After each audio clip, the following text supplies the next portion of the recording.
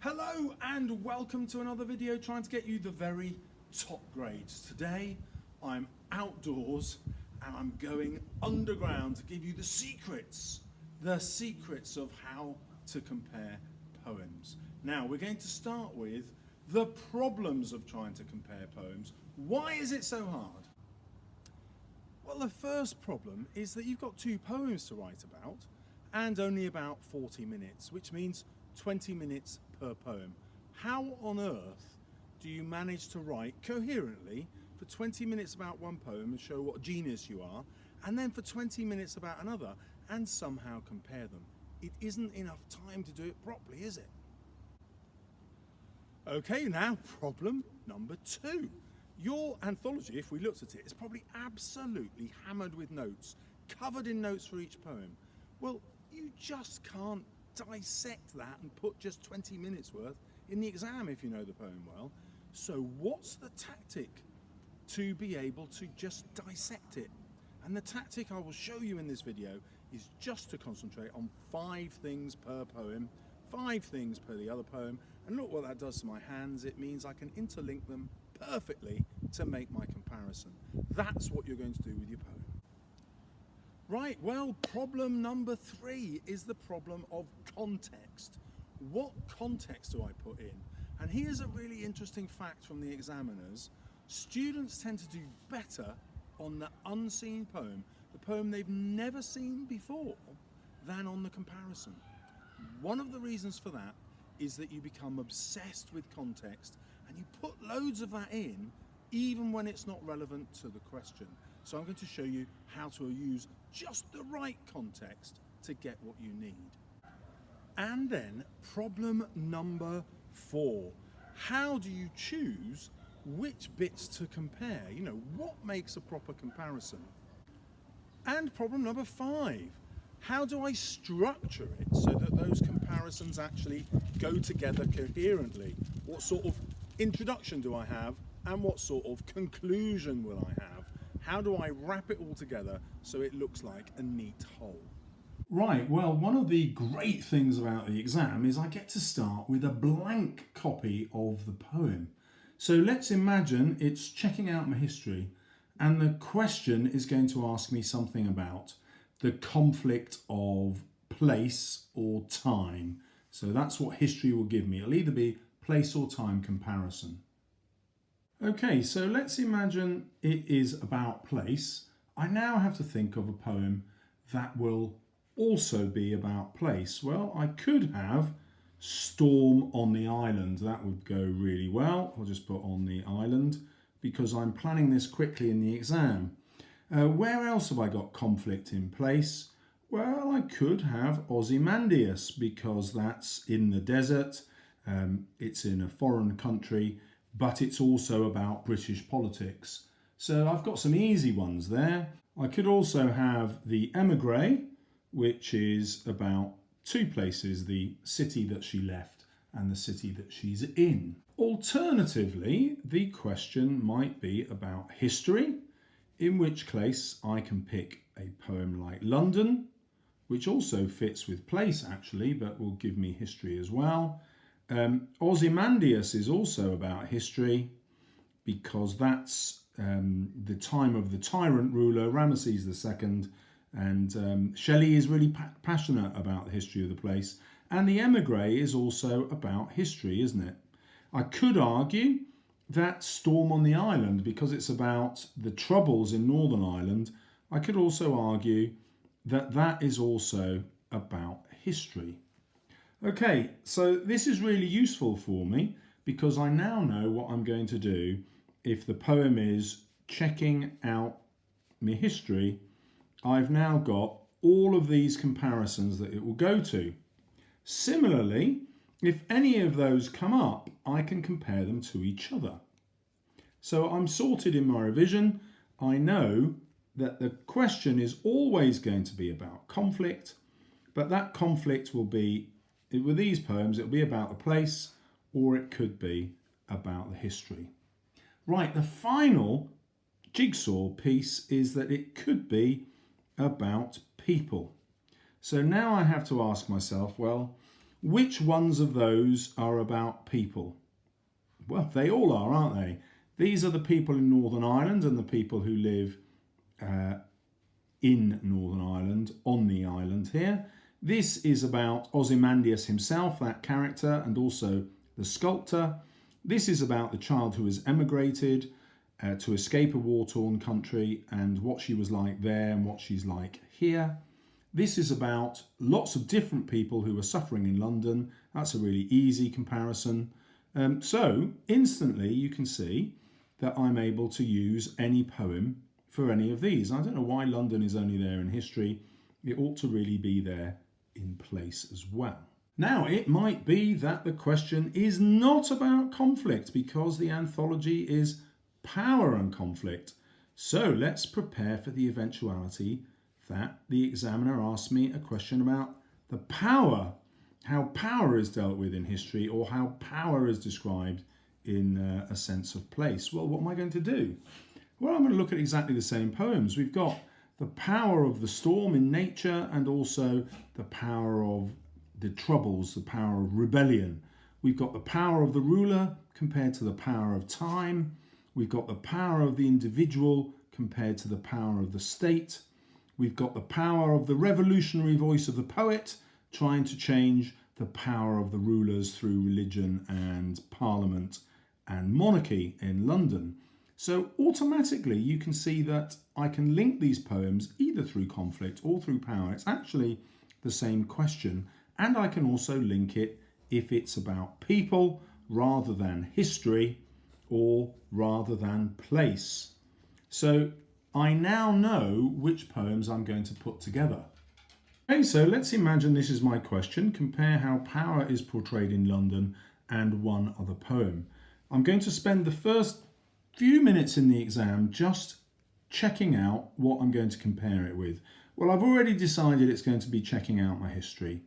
It could have been any of the others on our list. And now I've got to think, right, what was the poet's purpose in writing that poem? And I've got to link that to the key word in the question, which is power. Agard wants to show how an oppressed part of the population, Afro-Caribbeans, can achieve personal identity and gain the power to change how British society sees them and how they see themselves. Blake also writes a protest poem to persuade Londoners that British society, through the church, the monarchy and government, prevents them having freedom and from growing as individuals. Okay, now I clearly wouldn't write that in my plan, okay? I'm just showing you what's thinking is in my head. My plan would just include some key words. So I'm going to have the word oppression, I'm going to mention Afro-Caribbeans, and I always mention society no matter what the question, so that's there. And here we're talking about British society. Then in the same way, I'm going to look at the purpose of Blake. Well, he's trying to persuade, this case it's the British society again in London, and that they should be getting freedom. And the three things that I'm going to talk about are the church, the monarchy and government. So the words that I've underlined are probably the only ones that I will need. There might be two others that I'm going to draw your attention to here. This one is about personal identity, and that's going to be a similarity here because it's also therefore about individuals. Now this word individuals didn't come up by accident.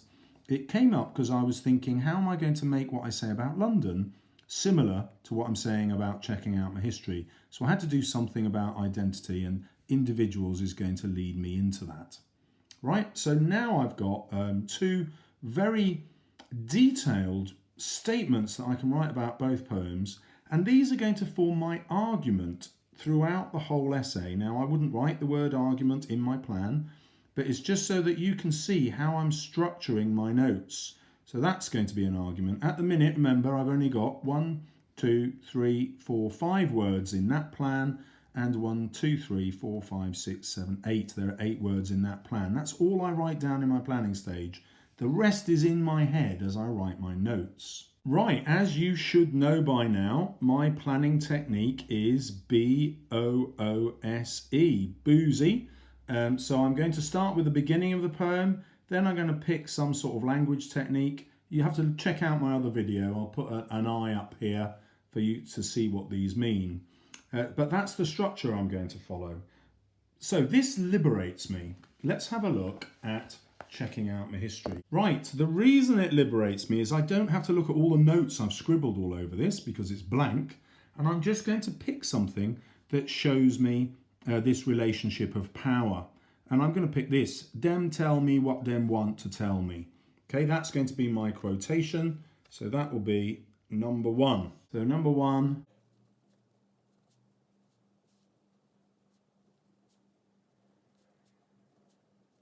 Now again, I've written that here for you so you can see which quotation I'm going to use in the essay. But in the exam, I'm not going to write that out, am I? That would be stupid because it's already written. Remember, it was already written there. That's why I labelled it number one, because then I know, all right, that's the quotation I'm going to write about first. So in my plan here, I wouldn't write any of that. I would just write number one, okay? And then I might say how that's going to link back to power. Well, I don't have to because I already know, but let me be explicit for you.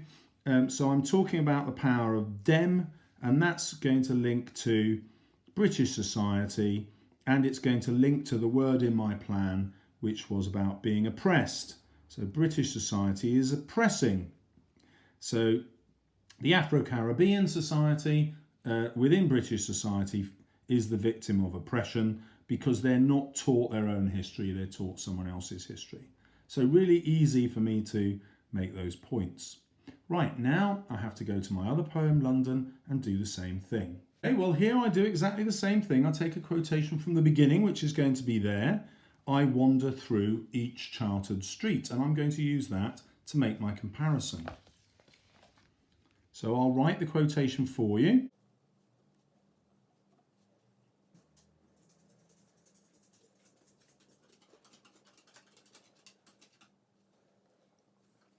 So immediately I can make a comparison because this is about the speaker and this is also the speaker introducing themselves in the poem. So I can say both poets introduce themselves to make the story personal, and therefore that's going to help them make it personal to us. Here I'm going to choose that to signify the control and that to show the power of that control. So chartered means that London, each street, is owned by some figure of authority, which could be the church or the government or the military, however I'm going to do it. But the word each shows me that that is everywhere. It's the whole of London. So there's nothing left for the common man, for the individual. So both of these protest against what British society is doing to the individual. Now again, I'm not going to write all of that out. I'm just going to do what I did there, number one. And that will correspond to the number one that I wrote on my poem. You can see it there, so I know which quotation I'm going to write about first. Okay, well next in Boozy, I've got to pick something that will be some sort of literary feature or language feature. I can pick anything from anywhere, and so I'm not going to worry, I'm just going to go through it. Well, I could pick this metaphor where the bandaged eye shows how his identity is bandaged up, so it's been damaged. I've got the word play, homophone of I, meaning the eye you see through, but also the I that is me, the personal identity, so I can write about that. I can talk about how history has damaged him because he's been blinded by British society, so he doesn't even know who he is because his history isn't even taught. Or I can jump ahead to this nursery rhyme type thing here where Dick Whittington and he cat no dem never tell me about dat. So I could use this childish nursery rhyme to show how even in childhood, from the very earliest days, Afro-Caribbeans are oppressed by being given this simplified version of history, which is entirely white British but excludes their own history, even when it's part of British history. These things are going to be easy for me to find, and I only have to write about one of them. So let's use the metaphor here of being damaged by British society, and that's going to be number 2. So in my plan, remember, for checking out my history, I'm not going to write that quotation out now. I'm just going to write 2 there because I know that's the one that I'm going to compare. My keyword might be oppression, and it's going to always be about British society or history. So I'll make sure that that's always a keyword that I'm going to mention. Well, I now know that I'm just going to find number 2 in London. Let's see what that will be.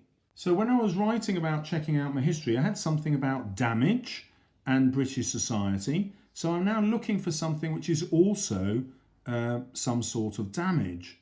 Well, I've got the repetition, haven't I, of every cry of every man in every infant's cry of fear.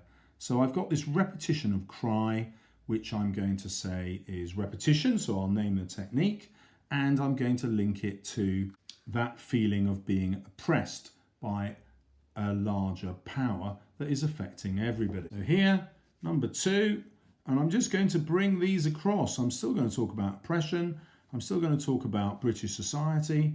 Oh, I do remember that the examiners want me to talk about literary techniques, so I'm going to remember to do that. So this one was a metaphor and this one was repetition. So now what I want to point out to you is when I use this vocabulary, I'm always writing about the poet's purpose, and that's what's going to get my mark into the top band. But that is also what's going to help me construct an argument, because when I'm writing about the poet's purpose each time, I'm saying this is why the poem is structured as it is. This is why it's got the images in it that it has. It's because the poet is putting forward this argument, and it's an argument that I exemplified right at the beginning of my essay. So I hope you can see how easy it is to structure my plan. And remember, I don't have loads written. This bit here is the best example of what my plan will look like, okay? Because those, well, actually not even these, I'm not going to use those words. These are the only words that appear in that part of my plan with the number 2. In this part, I just had number 1. What were the words that appeared in my plan? They were just those, and they were just those, okay? So my plan includes very little, but I'm thinking about how to compare all the way through. Right, let's now look at the problem of context. Instead of getting overwhelmed with context, when I'm talking about British society and oppression and the oppression of authority in British society here, I'm automatically, sorry you can't see that now, can you? Those bits there. When I'm talking about those, I'm automatically dealing with context. So let me show you. This is as much as I would write. So Agard is interested in the Afro-Caribbean person growing up in Britain and being faced with the history of British society rather than their own. Blake is a revolutionary poet who wants to attack the British class system after the French Revolution that obviously got rid of the French class system. So you can see that I don't have to put loads of context in. I'm just going to mention any of this as it's relevant to talking about British society in both poems. Really easy to do. And I think of that just as an embedded quotation. In other words, I'm going to slip these tiny little bits of sentences in as I write. I'm not going to have big paragraphs at all. They're just tiny ideas that are scattered in my essay where they're relevant. And I don't have to keep mentioning those. I might only mention them once or twice. I don't have to keep banging on about them. Next, I will want to have another language feature. I'm not going to show you that now. But of course, the other final missing ingredient is the structural bit that you've got to stick in. Well, what am I going to say that's sensible about the structure that links to the poet's purpose all the time? Well, I can easily look at this and say how the quatrains, these 4 lines are quatrains with the A-B rhyme scheme, mimic the kind of poetry that a child would have. Okay, that's fine, but how do I link that to the poet's purpose? Well, he wants everybody to understand his poem, no matter how illiterate they are. Remember, literacy wouldn't have been great in his day, and therefore people would also hear the poem, and he wants it to be memorable, therefore it follows a childlike structure. Okay, and that fits his purpose because he wants to reach as many people as possible so that he can encourage them to rebel against the government and the church and the monarchy. Right, well, now I come to checking out my history and look for another piece of structure that's similar or different that also shows me the poet's purpose. Well, luckily, I've got quatrains again, and this time the rhyme scheme is even more simple. A, they all rhyme together. So I can make the same point about this being childlike, but it's this time not written to be memorable to people who can't read. It's written to remind us of childhood, because it's during the child's childhood that their sense of history and identity is created. And this is where they're taught the wrong history. You know, the nursery rhyme, the cow jumped over the moon, the dish ran away with the spoon. So here he's arguing that even our nursery rhymes create this version of history, but they hide the real part of their identity, that second part of their history, which is foreign and part of the Commonwealth, or here the West Indies. So I've got a structural comparison to make.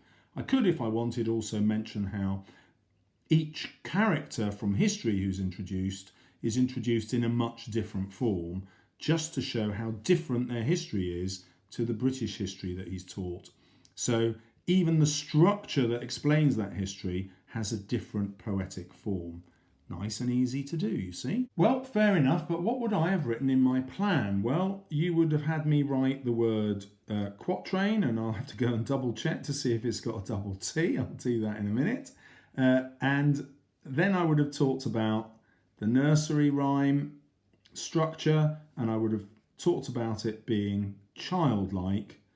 Sorry, that looks a bit like an S. And that would fit both poems. So that's all I'm writing there. And I might have a little bit of a difference here. So this one was because the audience didn't have literacy. They weren't very literate. But here it's rather about the experience of childhood. That's when identity is forged. So I'll have a little difference. But you can see that my plan, this is for the whole of my structure point, my structure paragraph. My plan is very little indeed. It's going to take me, 20 seconds to write that, 30 at the most. So now you know this, it has important implication for your revision. You will realise that actually you only need 10 quotations, and that's only 5 from each poem. One will be from the beginning of each, and you'll compare them. The next will be a language feature, and you'll compare those. Then there'll be another language feature, and you'll compare those. I haven't shown you the second one here, but if you're really stuck for time, that's the one that you can leave out. You must have a structure linked to the author's the poet's purpose, and you're going to compare those. Now that might be a quotation, or you might just name it. So my naming was the quatrain and the nursery rhyme style. I don't have to quote to prove that, I just call them it. And then finally I'm going to have quotations from the ending. Now the crucial thing all the way through is I'm trying to write an argument. Well, how did I make sure that I do that? I started with the author's purpose, the poet's purpose at the beginning. Yep, so that was my introduction. And then at the end, in my conclusion, I'm going to write about the purpose again. And that will always be revealed through the endings of the poem. So the new purpose at the ending of London is he's now no longer just attacking figures of authority. He's now attacking men who have been having sex with harlots, prostitutes, and therefore bringing plagues on the marriage, either emotional plagues through betrayal or actually physical plagues through sexually transmitted diseases. So he's attacking all his middle-class male readers here for indulging in illicit sex with prostitutes. So in checking out my history, he also has a wider purpose, but it's disguised. It looks like he's only talking about himself rather than society as a whole. I checking out my own history, I carving out my identity. But actually there is a real similarity because he's using his own personal experience there to tell other people of Afro-Caribbean descent to do the same as him. And we could also argue it is to warn the dominant British society, the white British society, if you like, that they need to allow this to happen. So it's a plea for teachers and schools to start teaching a wider version of history so that all their students have a sense of real identity. So this again is blaming wider society as a whole. So you can see how easy it is to structure your answer so you can get everything in and get full marks, even though you've only got about 20 minutes per poem. So there you have it. I hope that helps you get the very top marks. If you would like to try any of this, post it in a comment below, and you never know, I might make you a video. Thank you very much. Don't forget to subscribe, and see you soon on my channel.